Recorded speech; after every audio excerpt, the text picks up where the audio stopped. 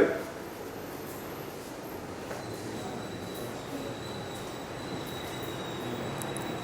Isaías capítulo 49 hace referencia al siervo de Jehová. Y cuando hemos estudiado Isaías, y más adelante vamos a ver que este siervo venía en dos sentidos. Uno como el siervo sufriente y el otro como el rey. Y uno de los problemas que tuvieron los judíos es que ellos esperaban al rey, pero no esperaban al sufriente, al siervo sufriente.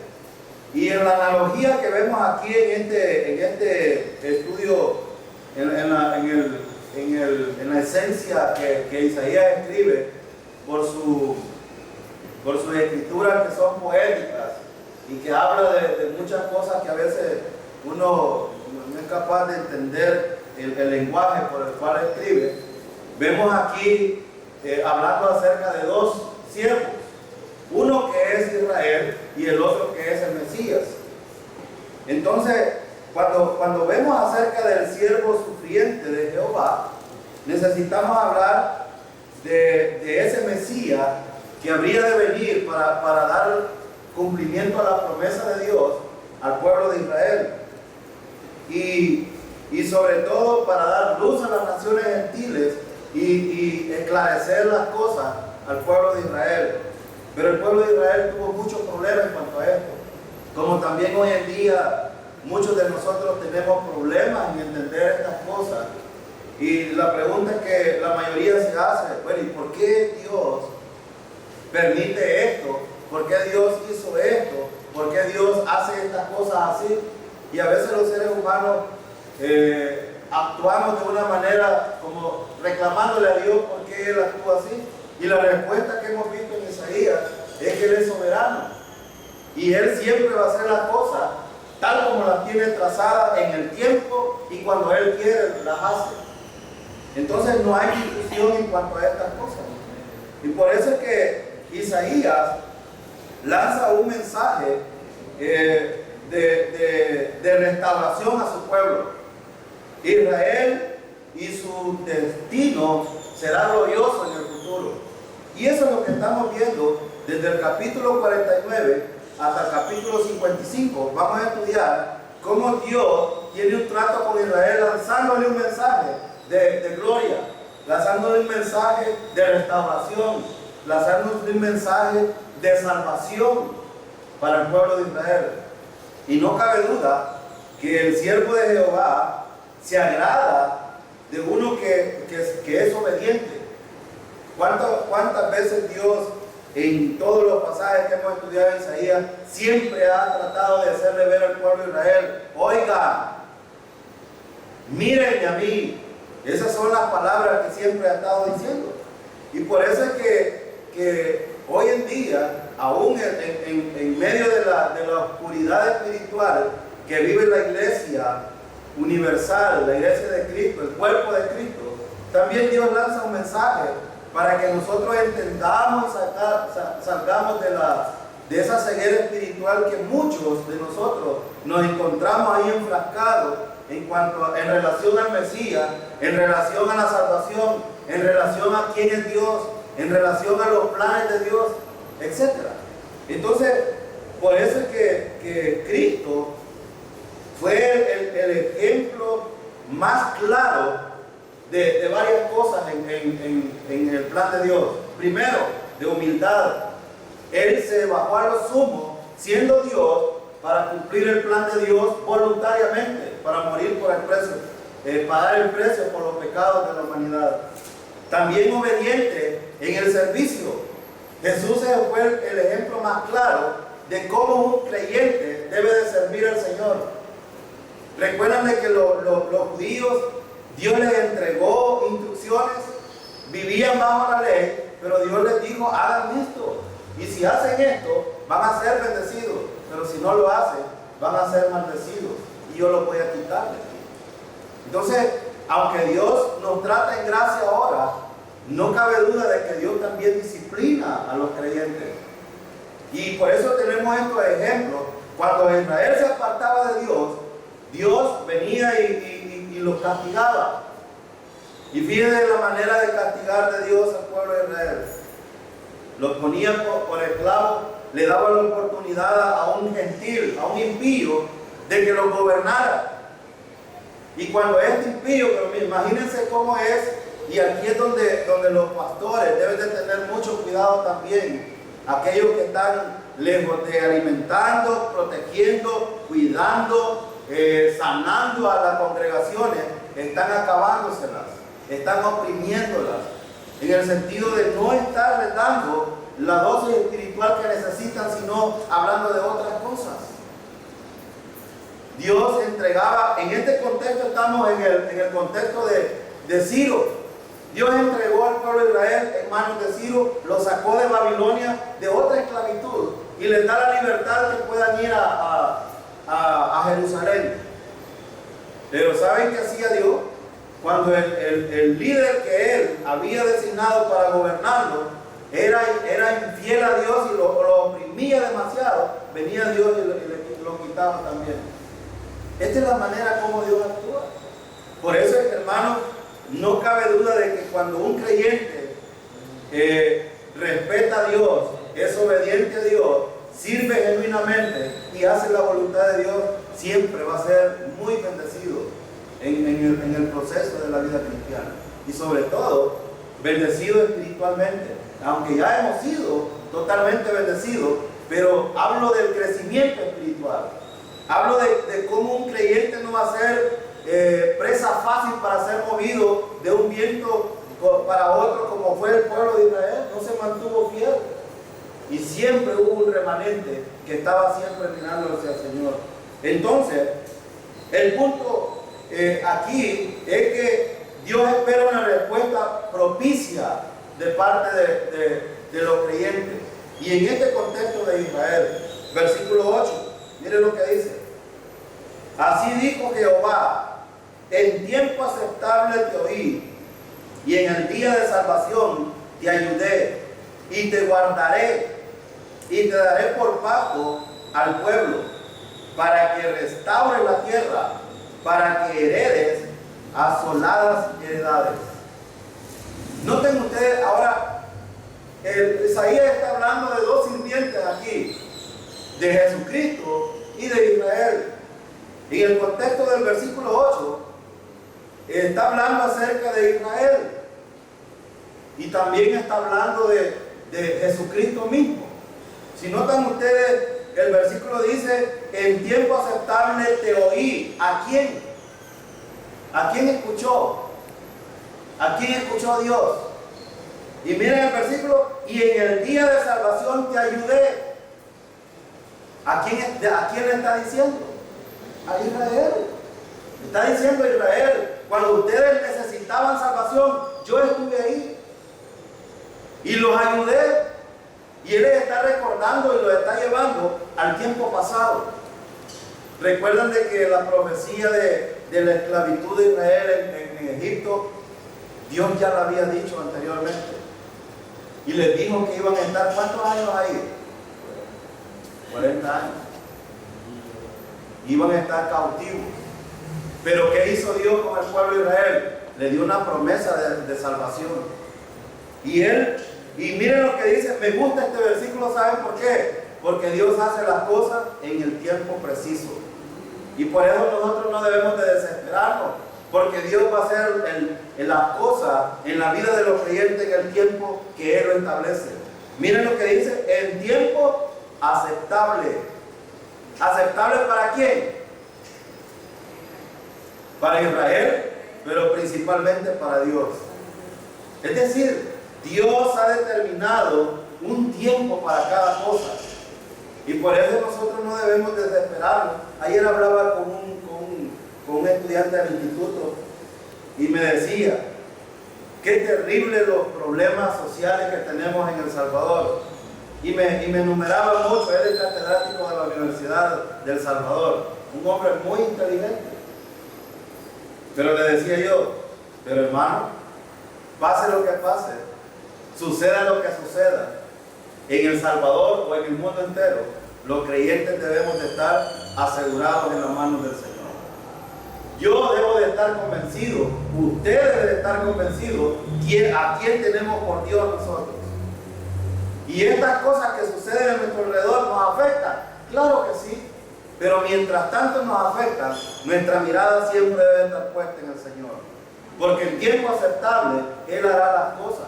De hecho, hermano, el rapto de la iglesia, ¿creen ustedes que va a ser por una cuestión así simplista o porque Dios ya lo tiene determinado? Él ya lo tiene trazado. Entonces los creyentes necesitamos siempre estar mirando hacia el Señor y estar esperando estas cosas. Esa es nuestra esperanza como creyentes.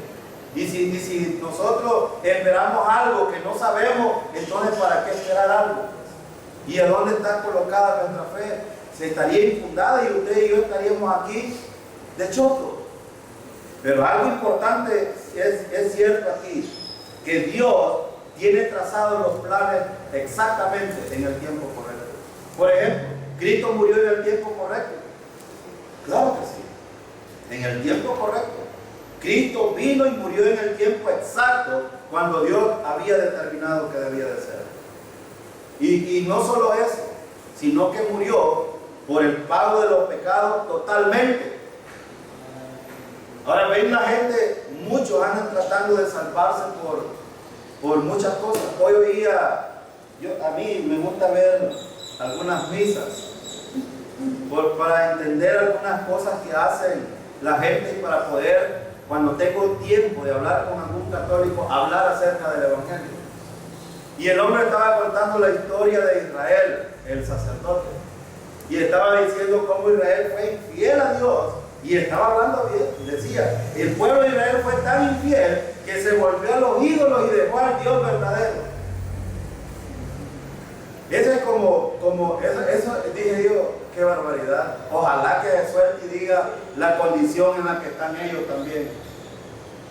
¿Y por qué traigo el tema de esto? Porque también a nosotros nos puede pasar. A veces nosotros decimos los católicos, pero también nosotros tenemos ídolos a veces. Entonces, nos puede pasar a nosotros y decir, qué tontos eran los israelitas.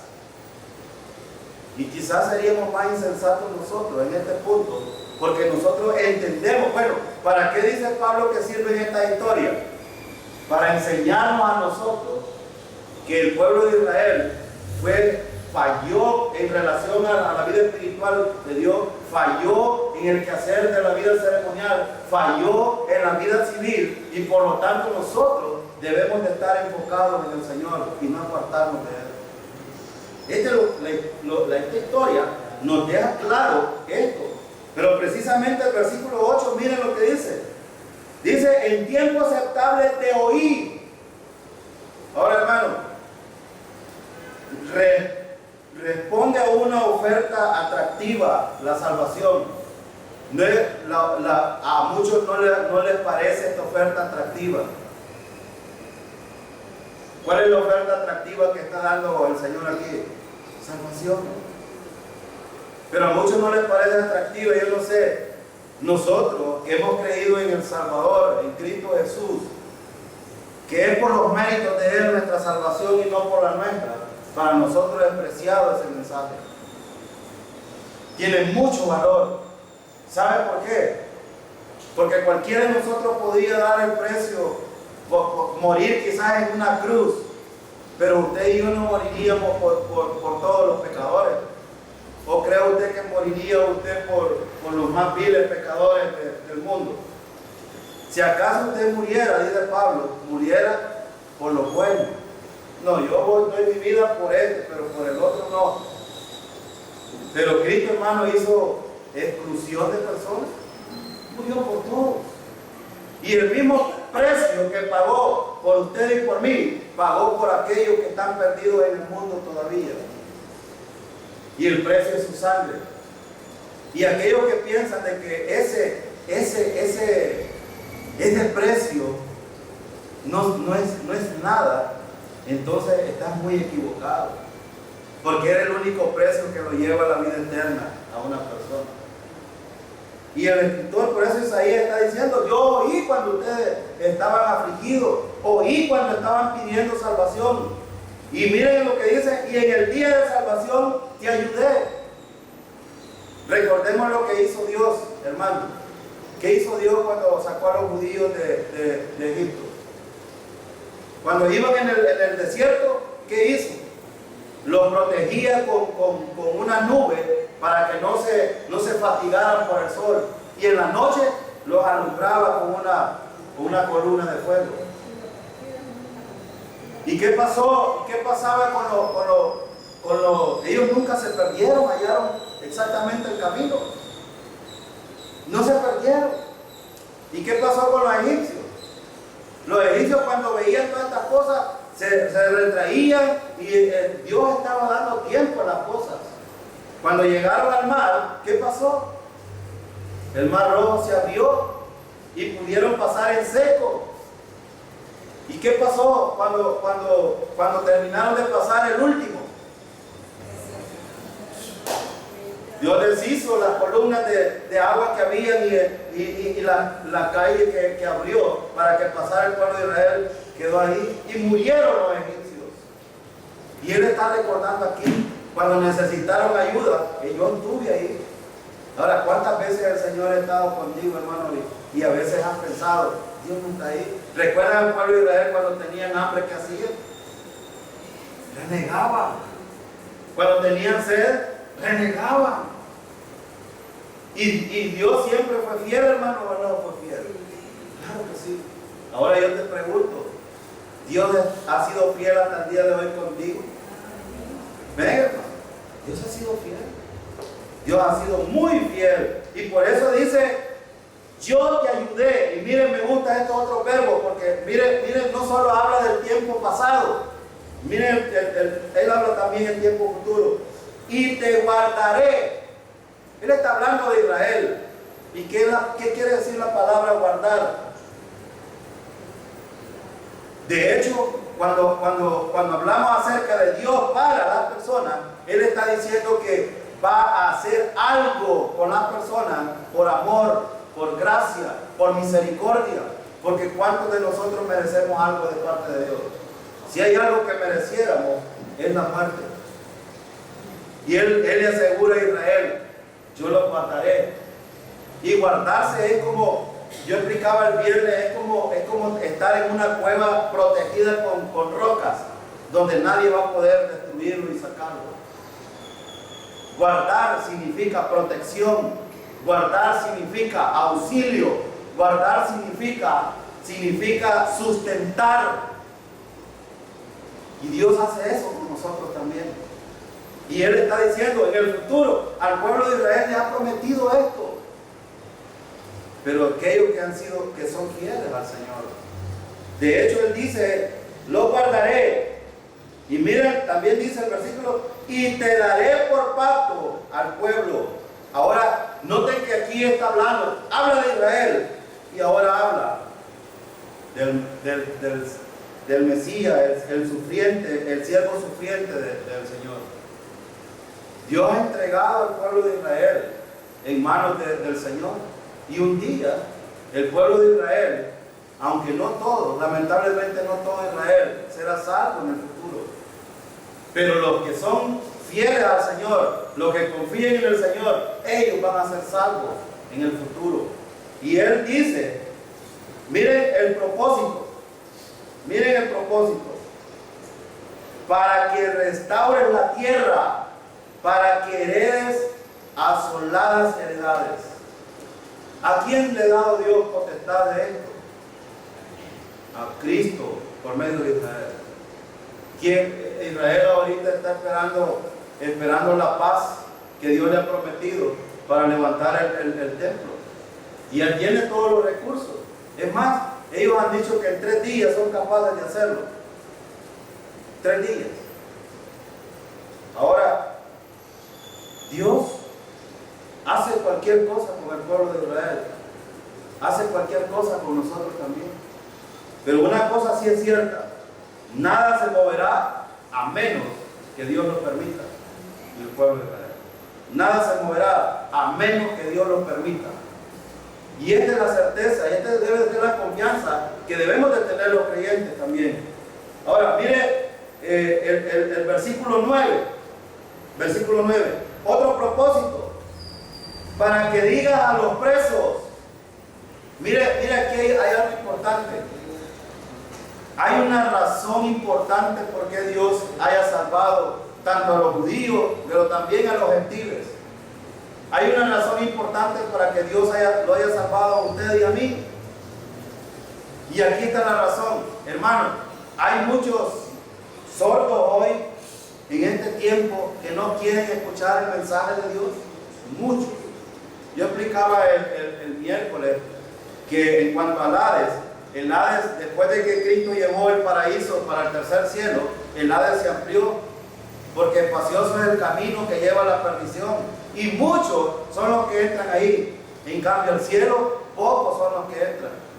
Y si comparamos las dos palabras, hay más gente que va al infierno por no escuchar el mensaje del Evangelio. La gente no va al infierno, no va a ir al infierno por pecadora, no va a ir al infierno por mala, no va a ir al infierno, y aún muchos van a ir al infierno por haber sido muy buenos también. Y a algunos esto les choca. ¿Cómo? Sí, porque la Biblia dice que no hay ni tan solo uno bueno. El único bueno es Yahvé, el Señor de los ejércitos. Ese es el único bueno. Y lo único bueno que podríamos hacer nosotros delante del Señor es creer en Cristo Jesús para salvación. Es la única obra buena que podemos hacer. Aunque la fe que nosotros tenemos es lo único que no es una obra. La diferencia la hace la salvación por medio de la sangre de Cristo derramada en la cruz, de una vez y para siempre por los pecados. Pero la gente quiere oír. Miren lo que dice: para que digas a los presos. Están presos ¿en qué? En filosofía, en ritualismo, en humanismo. Están envanecidos en muchos mensajes contrastados con el Evangelio. Y algunos aún están viviendo en el antiguo pacto, que es la ley. Entonces, aquí Isaías dice: para que digas a los presos, salir. Ahora, hermano, ¿el Evangelio esclaviza o liberta? Liberta. ¿Y la ley qué hace? Esclaviza. La ley esclaviza. Y por eso es que hoy Pablo en los Gálatas dice: estad pues libres en la libertad, porque Cristo nos hizo libres. Y no volváis otra vez, no vuelvan al yugo de esclavitud, porque la ley pone una carga muy pesada que no podemos sobrellevar. Nadie puede sobrellevar. Y por eso aquí está diciendo a los presos: salgan de eso, salgan de esa oscuridad espiritual que tienen, abran su entendimiento al Señor. Miren lo que dice el versículo: y a los que están en tinieblas, mostrados, en los caminos serán apacentados, y en todas las alturas tendrán sus pastos. Ahora, hermano, cuando yo leía esto, recordaba el Salmo 23. ¿Qué es el Salmo 23? Jehová es mi pastor. Cuando yo veo al buen pastor, a Cristo Jesús alimentándome, es diferente que cuando yo quiero alimentarme por sí solo. Jehová es mi pastor, nada me faltará. En lugar de delicados pastos. Qué importante, hermano. El Señor es el enfoque de la vida cristiana. Los creyentes debemos de estar mirando siempre al Señor. Y cuando a veces vemos a nuestro alrededor, vemos gigantes que a veces no podemos nosotros sobrellevar, pero el Señor puede con estos gigantes, hermano. Amén. Hay gigantes en tu vida que a lo mejor te están atormentando y te están angustiando tu vida, y a veces te hacen pensar cosas diferentes a las que Dios quiere que pienses. Pero el Señor está ahí. Miren lo que dice el versículo. Dice: en los caminos serán apacentados, y en todas las alturas tendrás sus pastos. Dios está diciendo dos cosas importantes aquí. serán sustentados, pero también tendrán. Miren, dice, en todos los caminos serán apacentados. Y me gusta aquí porque dice, no dice algunos, dice todos. Y ahora entiendo yo por qué Pedro, por qué Dios le reveló a Pedro, escribe esto, Pedro, echando toda vuestra ansiedad sobre Él, porque Él tiene cuidado sobre nosotros. Y yo predicaba el domingo y les decía, hermano, ¿cuánto tiempo tiene cuidado Dios de nosotros? Todo el tiempo. ¿Y por qué a veces pensamos nosotros que Dios no está en las dificultades? Pues Él está diciendo aquí, todos tus caminos, miren lo que dice, serán apacentados. Esta es una seguridad de lo que Dios hace en la vida de nosotros. Y dice, y en todas las alturas tendrás su pasto. No importa dónde te encuentres, tendrás el sustento necesario. Hay algo importante que necesito aclarar aquí, porque los de la prosperidad usan estos versículos para enseñar de que tú no debes de ser desgraciado y no debes de ser pobre. Es más, algunos dicen, si eres pobre, tienes demonio de la pobreza. Si estás enfermo, tienes el demonio de la enfermedad. Y te dicen un montón de cosas. Y no es cierto, hermano. Dios nos da lo que necesitamos o lo que nosotros queremos. Dios nos da lo que necesitamos. Y si es en la vida espiritual, Él sustentará la vida espiritual. Y si es en lo físico, Él te dará lo necesario. Pero ¿dónde debe de estar puesto tu enfoque primero? En Cristo Jesús, en la obra del Señor, en el reino. Buscar primero el reino de Dios y su justicia y todas las cosas. Entonces el enfoque debe estar puesto. Ahora por eso yo hablaba al principio del servicio. El pueblo de Israel se apartó del Señor y dejó de servir al Señor para servir a otros dioses. La pregunta es, ¿a quién servimos nosotros? ¿Estamos sirviendo al Señor? ¿Estoy haciendo las cosas por alegría, con gratitud? ¿Estoy sirviendo al Señor para que los hermanos que tienen una relación conmigo sean edificados y podamos crecer juntos en la obra del Señor? ¿O estoy haciendo las cosas por obligación? ¿Estoy haciendo las cosas por orgullo? Esto no sirve de nada. No sirve. Entonces el punto aquí es este precisamente. El pueblo de Israel fue llamado a servir. Ahora tú y yo hemos sido llamados a servir al Señor. Ahora la pregunta es, ¿por qué debo de servir al Señor? ¿Por qué? Primero, por gratitud, hermano. Lo que Dios hizo por nosotros, nadie lo podía hacer. Y por gratitud al Señor debo de hacerlo. Por amor al Señor. Pero también debo de hacerlo por amor a mis hermanos. Recuerden algo importante que el Señor enseñó. Recuerden antes de que Él fuera a morir y que Judas lo fuera a entregar y tenían la cena. ¿Qué hizo Jesús? Les lavó los pies a los discípulos. Y hubo uno rebelde que no quería.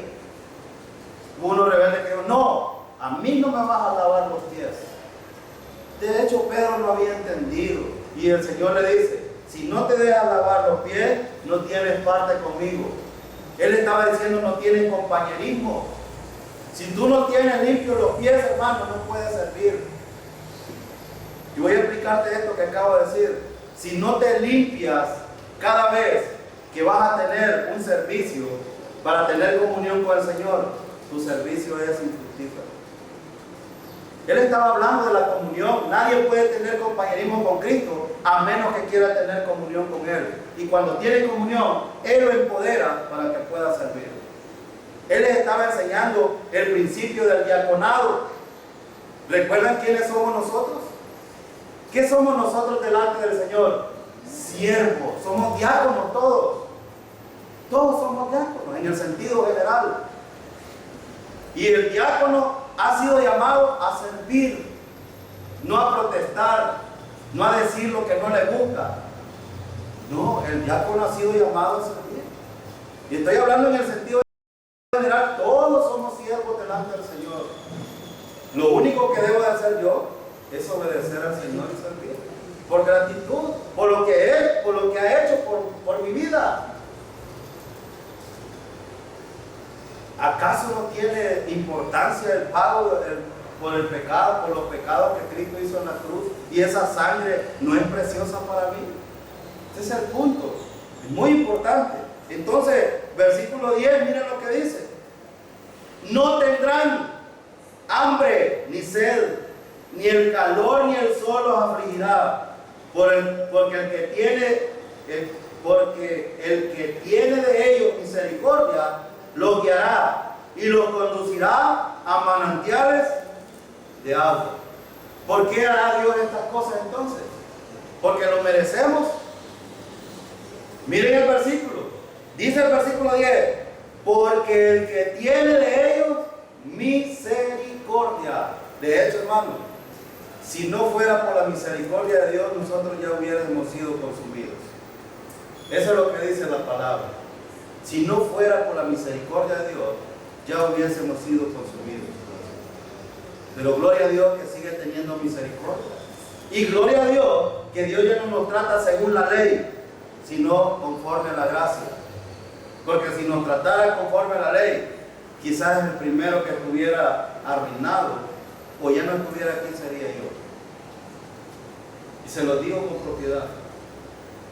Entonces, es tan importante, hermanos, ver la misericordia de Dios. Fíjense que Dios es tan misericordioso con nosotros, que nos muestra esto a diario. Voy a hacer una pregunta: ¿a cuántos de ustedes les ha faltado la comida hoy en día? Nadie. ¿A cuántos de nosotros nos ha faltado la protección y la seguridad del Señor? Usted puede decir: pero estoy enfermo. Estoy enfermo. Tengo problemas. Hay dificultades en mi vida. Sí, pero es que hasta esas dificultades Dios las permite en tu vida con una razón importante. Cuando los estudiantes en las escuelas, en los institutos, en las universidades van a someterse a una prueba, ¿para qué? ¿Para darle la vuelta? ¿Para enfrentarla y pasarla? ¿O para ser reprobados? El propósito de enfrentarla es pasarla. ¿Sí o no? Pero ¿qué pasaría si la hermana Gemma dice: hoy tengo examen de inglés, pero no lo voy a hacer, no quiero hacer? ¿Qué va a pasar al final? Reprobado. Hermanos, las cosas a veces nos pasan a nosotros para que enfrentemos. No le demos la vuelta a los problemas, no le demos la vuelta a las pruebas, porque Dios las permite. ¿Y sabe qué? Cuando sales al otro lado, Dios te permite que hayas madurado en esta prueba. Y ahora puedes preguntarte: bueno, ¿y para qué Dios permite que yo pase pruebas? Han habido creyentes que salen de una, entran a otra y siempre están siendo probados. La pregunta es: ¿para qué? ¿Ustedes creen que las pruebas no sirven para animar a otros que están pasando la misma situación? Que sí. Ayer estuve hablando con un hermano en el instituto. Él ha caído en un problema muy serio y tiene un conflicto serio en cuanto está muy deprimido. Está muy deprimido. Y hablaba con él acerca de estas cosas, porque a mí me pasó un tiempo esto. Cuando tenía apenas 15 años, a mí me pasó. Y digo esto porque cualquiera puede decir: pero siendo creyente, ¿puedo deprimirme? Claro que sí. Muchos de los creyentes, cuando dejamos de mirar al Señor y miramos hacia nuestro alrededor, empezamos a ver esos gigantes y flaqueamos. Y no queremos enfrentar la realidad que tenemos. Y muchos, inclusive, al día de hoy, muchos de los creyentes han tomado decisiones de quitarse aún hasta la vida. Pero hermano, ¿qué dice el versículo aquí? Dios tiene misericordia de nosotros. Dios tiene mucha misericordia. Probablemente estemos pensando que Dios no está con nosotros. Yo enseñaba el viernes, hermano, el primero que está a nuestro alrededor y más cercano es el Señor. Vaya al Salmo 46, perdón. Mire para que vea cómo es Dios. Salmo 46.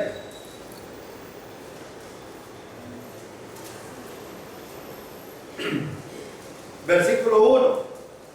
Mire lo que dice. Dios es nuestro amparo y fortaleza, nuestro pronto auxilio en las tribulaciones. Dios es nuestro amparo y fortaleza, nuestro pronto auxilio en las tribulaciones. Mire, quiero decir rápido tres cosas aquí en este versículo. Número 1, ¿cómo empieza el versículo? El salmista dice Dios. Él está hablando de Elohim, la palabra, el nombre plural que se le da a Yahvé para hablar de Jesucristo, del Espíritu Santo y de Dios. Ahora pregunto, ¿las tres personas en la unidad, en la deidad, tienen todo el control, hermano, o no lo tienen? Claro que sí. Por eso el salmista empieza diciendo Dios, Elohim, y dice el versículo, es nuestro amparo. Es nuestro amparo. ¿Y qué quiere decir amparo? Protección. Amparo significa seguridad. Es el que te tiende la mano para protegerte. Es el que está ahí para ayudarte. Y mire la otra palabra que dice el versículo. Dice nuestro pronto. ¿Cómo dice el versículo? Pronto. ¿Qué significa la palabra pronto? Lo que está más cerca. ¿Y por qué a veces nosotros entonces buscamos otras cosas que están más lejos en vez de buscar al Señor que está más cerca? ¿Y por qué está más cerca? Porque mora en nosotros. ¿No es cierto? A veces olvidamos esto. Hermano, el Señor mora en nosotros y por lo tanto es el más cercano que tenemos para ayudarnos. Y mire el versículo dice nuestro pronto auxilio, ¿en qué? Las tribulaciones. ¿Los creyentes van a pasar tribulaciones? Sí, no vamos a mentir. Y por eso decía yo, los creyentes vamos a pasar pruebas, vamos a pasar dificultades, pero hay que pasarlas, hermano, para madurar, para crecer, para poder ayudar a otros. El versículo es muy claro y dice nuestro pronto auxilio en las tribulaciones. ¿Quién es el que nos puede entonces auxiliar?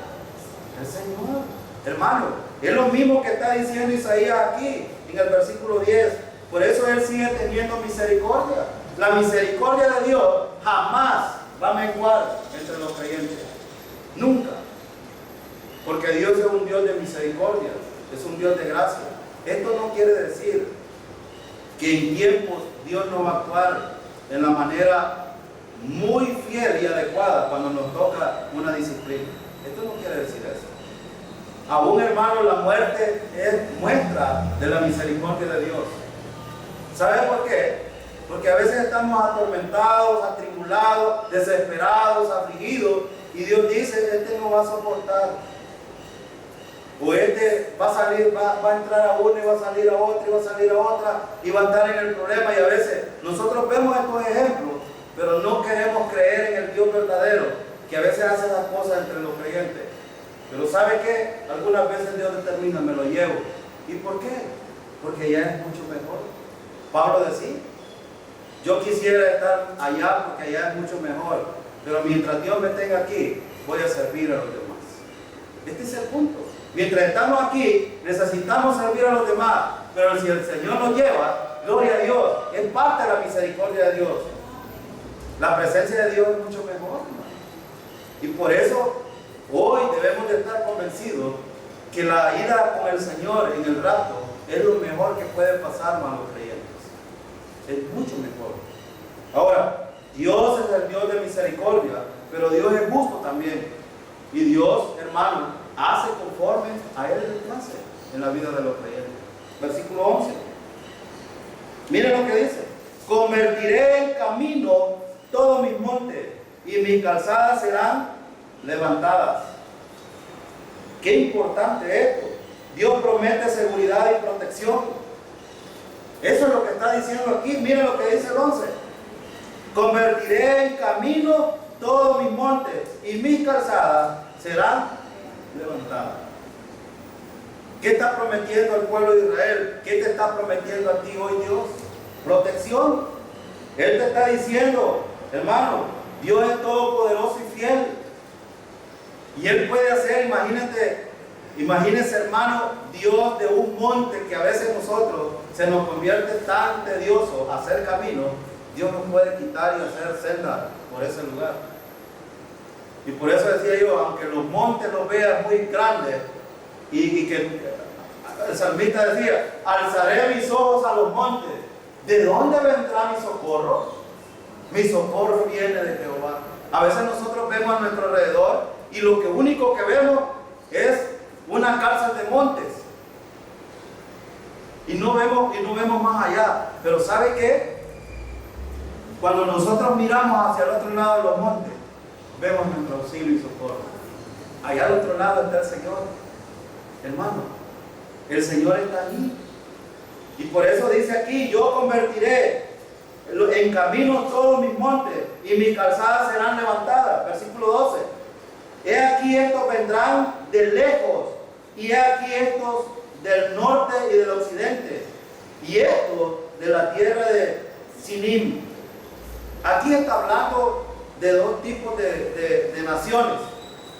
Fíjense en el versículo dice, he aquí estos vendrán de lejos y he aquí estos del norte y del occidente y estos de la tierra de Sinim. La tierra de Sinim, algunos piensan que hace referencia a los pueblos lejanos del Viejo Oriente. Como por ejemplo, ¿quiénes son los del Viejo Oriente? Algunos piensan de que son pueblos chinos. Y de hecho, él está hablando de esto porque está anunciando en el futuro. ¿Saben quiénes se van a levantar contra el Señor en la segunda venida? Pueblos lejanos. Se va a levantar el pueblo de Israel, se va a levantar 10 naciones unidas, y no estoy hablando de las Naciones Unidas como una organización, pero en el tiempo de la tribulación van a haber 10 reinos levantados y alzados, y dentro de esos reinos vendrá gente del oriente, chinos, japoneses, de otros lugares, para guerrear contra el Señor en su segunda venida. Él está hablando de esto aquí, él está adelantando esta cosa, y él está diciendo, pero miren lo que dice, el versículo más apunta, que a pesar de las circunstancias, Dios promete protección, y el regocijo de cada creyente proviene de la misericordia y el poder que Dios tiene. Miren lo que dice el 12. He aquí estos vendrán de lejos. ¿Quién es esto? Los que tratarán de derribar al pueblo de Israel. Los que tratarán de acabárselo. Él está diciendo, estos vendrán de lejos. Y dice el versículo también, dice, y he aquí estos del norte y del occidente, y estos de la tierra de Sinim. Leamos el 13, y dice, cantad alabanza, oh cielo, y alégrate tierra, y prorrumpid en alabanza, oh monte, porque Jehová ha consolado a su pueblo, y de sus pobres tendrá misericordia. ¿Qué está diciendo entonces Isaías aquí? Que a pesar de que venga lo que venga, de donde venga, no importa de dónde vengan las circunstancias, el Señor tendrá misericordia de su pueblo. Y por eso yo hablaba de estas cosas, hermano. Yo no sé de dónde vienen tus problemas, tus dificultades, tus afanes, tus angustias, tus desesperaciones, tus pensamientos. Lo único que sé, que el versículo dice, que Él tendrá misericordia de nosotros. Él tendrá misericordia. Él tendrá misericordia para sustentar. Él tendrá misericordia para proteger. ¿No es acaso eso lo que nos ha prometido el Señor? Hermanos, ¿pasaremos nosotros por la tribulación? Esta es una pregunta que se hacen muchos allá afuera, y para los que nos escuchan por este medio, la iglesia no pasará por la tribulación. ¿Y cómo lo sabemos? 1 Tesalonicenses 5:9. Porque no nos ha puesto Dios para ira, sino para alcanzar salvación por medio de Cristo Jesús. Dios no nos ha puesto para pasar ira. Y la ira que ha de venir es la ira de la tribulación que ha de ser derramada en esos 7 años de tribulación. ¿Y la iglesia dónde estará en ese tiempo? En el cielo, disfrutando de la presencia del Señor, recibiendo galardones por lo que hayamos hecho mientras estábamos en este encuentro. ¿No les motiva esta protección del Señor? Esta es la protección del Señor. Y no solo eso, Pablo dice en el capítulo 5 de Romanos, él le dice, les voy a contar algunas cosas. El Señor nos ha librado de la pena del pecado, nos ha salvado. El Señor nos ha hecho entrar a la gracia. El Señor nos protege y nos guarda para que un día estemos en su presencia. El Señor nos ha librado de la ira venidera. Pablo explica todas estas cosas. Por lo menos 8 bendiciones habla el capítulo 5 de Romanos. Y hay algo importante. Los creyentes vendremos con el Señor, estaremos en el reino milenial, porque Juan capítulo 14 dice, para que donde yo estoy, vosotros. Entonces, hermano, no hay separación. Ahora Dios está diciendo, yo estoy con ustedes. Y en el futuro nosotros estaremos con el Señor siempre. Porque en 1 Tesalonicenses dice, y así estaremos con el Señor siempre. Esta es seguridad eterna. Aquellos que no entienden la seguridad eterna, entonces flaquean en estas cosas. Pero los creyentes, los que hemos confiado en Cristo, estamos asegurados en las manos del Señor. Y esta promesa de redención futura para estos cuerpos libertados de la total corrupción en el futuro será lo más glorioso que nosotros podamos ver. Y yo solo espero ese día, y espero que sea muy pronto. Ojalá que la iglesia esté animada con estas cosas también. Versículo 14. El versículo 13, noten a qué llama Dios. Llama alabanza. Iglesia, debemos de darle adoración al Señor por estas cosas. Él nos ha libertado de estas cosas. Mire lo que dice el 13. Cantad alabanza, oh cielo, y alégrate tierra. Prorrumpid alabanza, oh monte, porque Jehová ha consolado a su pueblo, y de sus pobres tendrá misericordia. Qué bueno, hermano. Hay que alabar al Señor con integridad, por gratitud. Hay que alabar al Señor por lo que ha hecho en nosotros. Versículo 14. Pero Sión dijo, aquí hay un problema. Cuando hablamos de Sión, ¿de quién está hablando? Jerusalén. Miren lo que dijo Jerusalén. Me dejó Jehová y el Señor se olvidó de mí. ¿No es esto lo que a veces decimos nosotros también? Ya hablé de esto yo. Ya dije hermano que en las circunstancias más difíciles es cuando a veces nosotros decimos, es que el Señor me ha abandonado. Yo decía el viernes en la reflexión, es peligroso cuando un creyente dice esto. ¿Sabe por qué? ¿Sabe qué tan peligroso es? Porque cuando usted confió en el Señor, en el momento de poner su fe, en que Cristo pagó el precio por sus pecados, y que eso es suficiente, y que fue sepultado, y que al tercer día resucitó, y usted confió que no hay nada más que hacer por el pecado, porque Él ya pagó. En ese momento el Espíritu Santo vino a morar en usted. La pregunta es, ¿quién es el Espíritu Santo? Es Dios. Y cuando usted dice, Dios me ha abandonado, está diciendo que el Espíritu Santo salió de usted. A veces nuestra insensatez nos lleva a decir estas cosas. Y yo, hermano, quiero animarle a que no vea los gigantes que usted tiene. Vea a nuestro Redentor. Vea al que lo puede libertar. Vea al que lo puede proteger. Vea al que lo puede sustentar. No vea ese problema tan grande como lo ve. No lo vea. Vea las circunstancias en las cuales Dios permite que usted sufra para que usted pueda crecer en el Señor. Vea las circunstancias que Dios permite en su vida para que pueda alimentarse espiritualmente y que el Señor pueda sustentarlo en esa necesidad que usted tiene.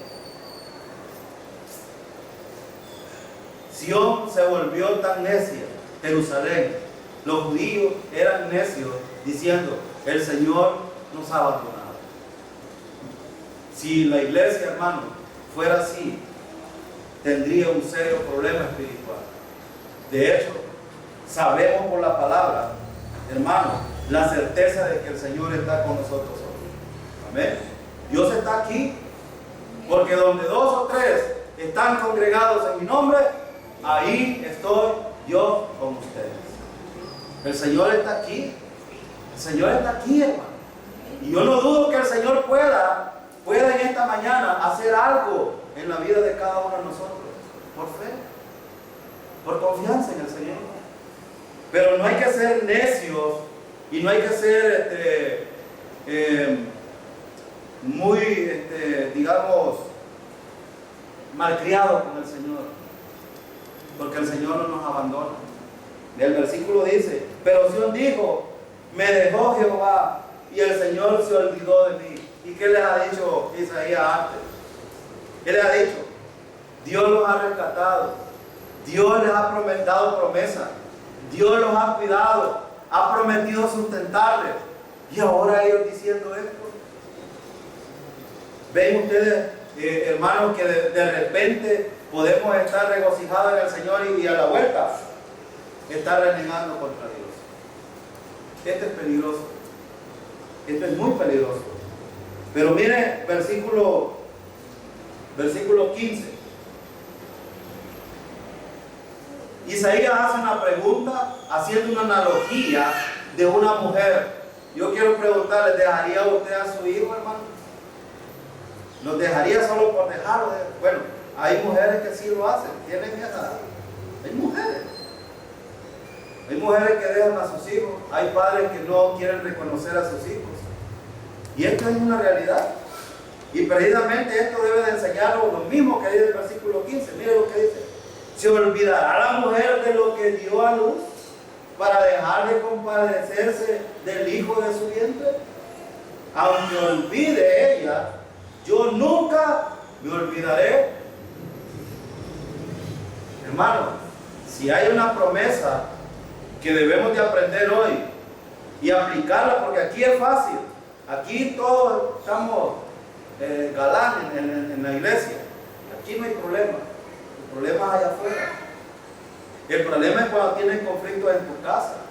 El problema es cuando hay conflictos en el trabajo. El problema es cuando los hijos te están rebelando. El problema es cuando los vecinos te están haciendo añicos por cualquier cosa. El problema es cuando en tu mente vienen problemas mentales que te desesperan, angustias económicas. Ahí es donde hay que aplicar estas verdades. ¿Qué dice el Señor? Si una mujer no es capaz de dejar a sus hijos, ¿cómo el Señor sería capaz de dejar a sus hijos también? Por eso hemos hablado aquí al principio que debemos de aprender hoy que si el Señor está con nosotros y es el más cercano que tenemos, Él siempre nos va a sustentar, Él siempre nos va a ayudar, Él siempre estará ahí con nosotros. Es lo que dice el versículo, mire lo que dice, aunque olvide ella, porque es verdad, los seres humanos olvidan, los seres humanos somos tan olvidadizos y sobre todo muy rebeldes, pero aunque ella olvide, Él está prometiendo, yo jamás me olvidaré de ti.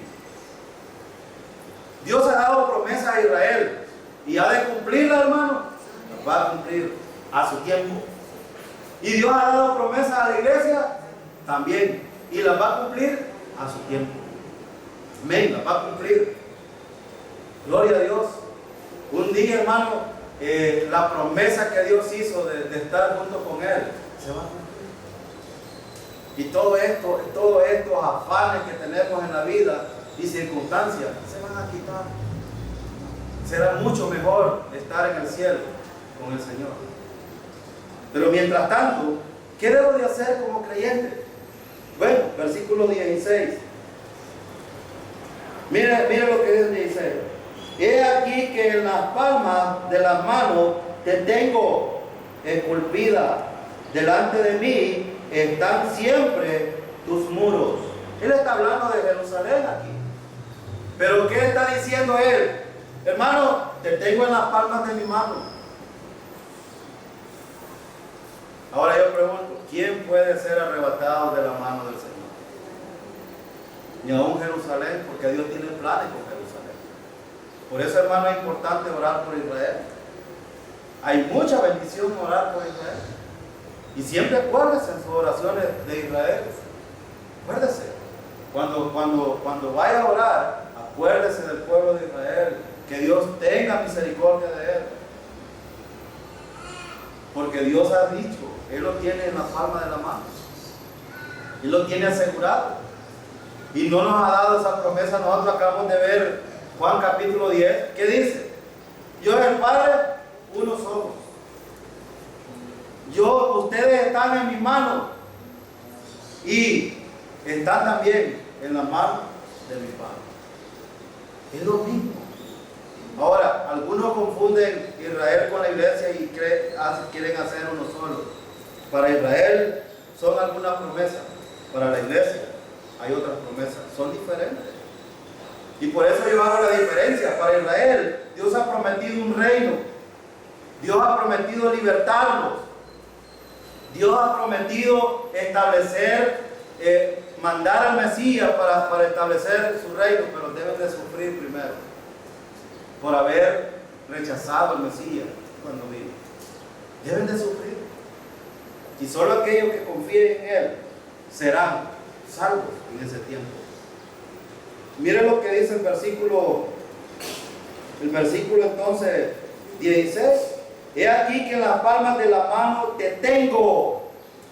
Ese tener es muy importante aquí. Porque saben que está hablando en el tiempo presente continuo. Es una verdad para el pueblo de Israel. Y usted puede decir, ¿y por qué Israel está tan amolado entonces? O puede preguntar usted, ¿y por qué es que si estamos en las manos del Señor, entonces estamos con problemas? Es que esta es la vida de los creyentes. Necesitamos pasar pruebas. Necesitamos pasar aflicción. El Señor mismo lo dijo. Bueno, en Juan capítulo 17 vamos a ver que vamos a sufrir. Vamos a estar. Pablo dice, cualquiera pues que quiera vivir piadosamente, sufrirá persecución. Quiera vivir usted en comunión con el Señor, haciendo las cosas conforme a la voluntad de Dios, va a ver cuántos problemas van a venir. Pero yo estoy diciendo esto para que no se escapen. No, enfrente. Esta es la manera de crecer. Esta es la manera de poder crecer y tener madurez para poder servir a los demás. No darle la vuelta, ni darle la espalda a estas cosas. Versículo 17 y termino. Tus edificadores vendrán a prisa, tus destruidores y tus asoladores saldrán de ti. Ahora, por eso decía yo anteriormente, Israel dice que está preparado para en 3 días levantar el templo. Y no es casualidad, y el Señor mismo lo está diciendo aquí. Miren lo que dice: tus edificadores vendrán a prisa. Y miren lo que dice: tus destruidores y tus asoladores saldrán, porque Él lo va a hacer. Él lo va a hacer. Ahora, si ustedes no pueden ver la grandeza de Dios y el poder que tiene en esto que está diciendo, y está declarando cosas que va a pasar en el futuro, entonces, hermanos, necesitamos un poquito más de atención en cuanto a estos puntos. El Señor es todopoderoso.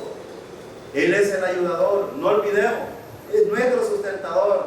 Es misericordioso. Es el Dios de gracia. Es el que no se cansa. ¿Cuánto tiempo descansa el Señor, hermano? Nunca descansa. ¿Y se cansa el Señor? Algunos creen que Dios se cansa. Si no fuera todopoderoso, sí se cansara. Por eso nos cansamos nosotros. Pero Dios es todopoderoso. Es más, Él solo habla y las cosas son hechas. Él solo puede decir que la enfermedad suya desaparece hoy. Si usted lo puede creer, y puede desaparecer hoy. Por fe. Pero también puede pasar que no. Porque vean nuestro antojo. Es el antojo del Señor. Es como Él quiere. Pero mientras tanto, hermano, estamos en este cuerpo, vivimos en este cuerpo, ¿qué necesitamos hacer los creyentes? Seguir mirando hacia el Señor. Creer estas verdades y aplicarlas a nuestra vida. El Señor está siempre con nosotros. Es el más cercano. Acuérdese, es el que está ahí para ayudarnos. Es el pronto auxilio en las tribulaciones. Entonces necesitamos seguir confiando en el Señor. Oremos. Padre, dio su vida para darnos vida y los buenos siervos van y lo predican. Mientras tanto otros se aprovechan de todo el trabajo que ha costado vidas. Por dinero cantan, brincan, gritan, cuando hacen sus reinos se creen estrellitas. Valen más que nadie los provoque y que mejor me calle porque me pueden quemar. Se vende el Cristo que da la vida. Hacen a un lado la necesidad, se dan entre ellos falsas sonrisas, temen que el otro les vaya a ganar. Se vende el Cristo que da la vida, hacen a un lado la necesidad, se dan entre ellos falsas sonrisas.